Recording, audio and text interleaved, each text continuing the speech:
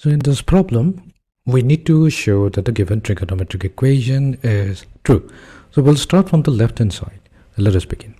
So here on the left hand side, we have tangent of 60 degree plus theta times tangent of 60 degree minus theta. Now what we'll do, we'll convert the tangent function to the ratio of sine over cosine. So tangent of 60 degree plus theta can be also expressed as sine 60 degree plus theta divided by cosine 60 degree plus theta. Similarly, tangent of 60 degree minus theta can be expressed as the ratio of sine 60 degree minus theta divided by cosine 60 degree minus theta.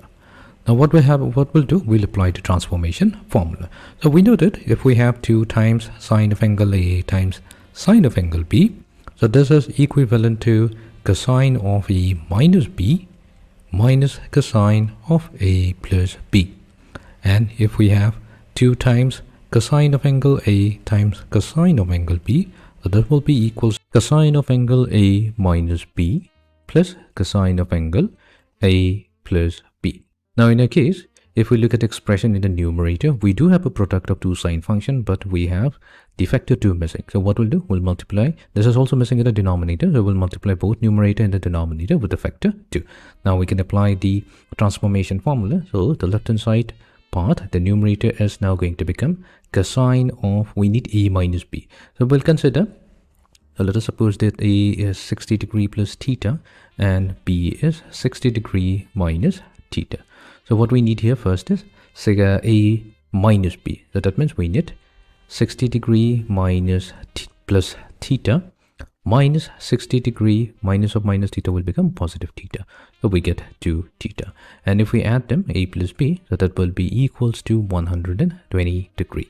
So since we need cosine of A minus B, so cosine of A minus B will be 2 theta minus cosine of A plus B, so that will be 120 degree divided by cosine of, we need here, we are going to apply this formula, we need A minus B, so A minus B is going to be 2 theta plus cosine of A plus B, that's going to be 120 degrees.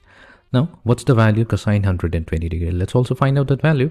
So cosine of 120 degree can be expressed as cosine of 2 times 90 degree, so that's 180 degree, but we have exceeded 120 degree by 60 degree.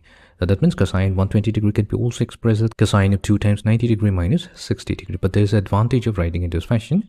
Now we have here is an even multiple of 90 degree. That means the cosine function is going to remain as cosine function, but the new angle will be 60 degree.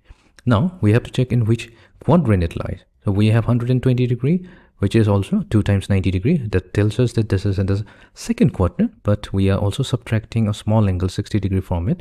That's fine, because 60 is an acute angle. We're still going to lie in the second quadrant, but in the second quadrant, cosine function is negative.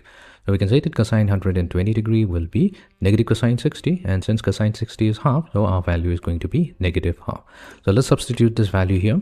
We are going to get cosine 2 theta minus 120, so this will become positive half divided by cosine of 2 theta minus half. To further simplify, what we'll do, we'll multiply both numerator and denominator with 2. That's going to give us 2 times cosine 2 theta plus 1 divided by 2 times cosine 2 theta minus 1. And we can see that this is exactly the expression that's given on the right hand side. So hence we have successfully proved the given trigonometric equation.